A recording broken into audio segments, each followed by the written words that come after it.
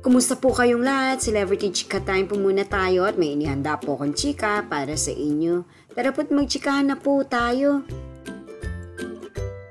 Asia's multimedia star na si Alden Richards, punong-puno ng schedule ng kanyang buwan ng Oktubre.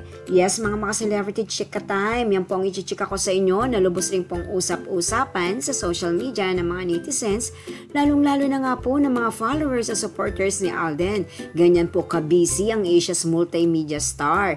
Bago po tayo dumakoryan, nais ko po munang batiin mga team bahay, team abroad at mga seniors natin dyan. Shout out po sa inyong lahat at happy Thursday po. Abalang-abala na nga po si Alden sa pagpapromote ng kanilang upcoming movie na 5 Breakups and a Romance. Kaliwat kanan po ang schedule ni Alden, mapa television, mapa online, mapa radyo o kahit saan pa man po yan. Yes po, dibdiban na po ang pagpopromote ni Alden dahil nalalapit na nga pong ipalabas sa mga sinihan ang kanyang upcoming movie.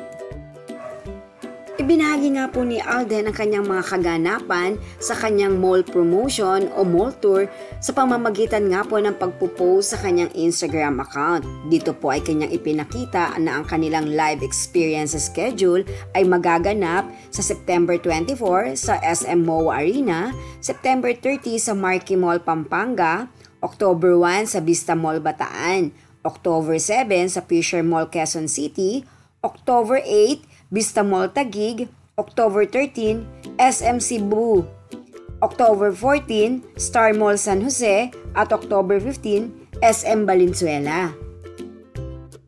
So ayan na nga po, punong-puno po ang schedule ni Alden sa buwan po ng Oktubre para nga po sa kanyang iba't ibang mall tour.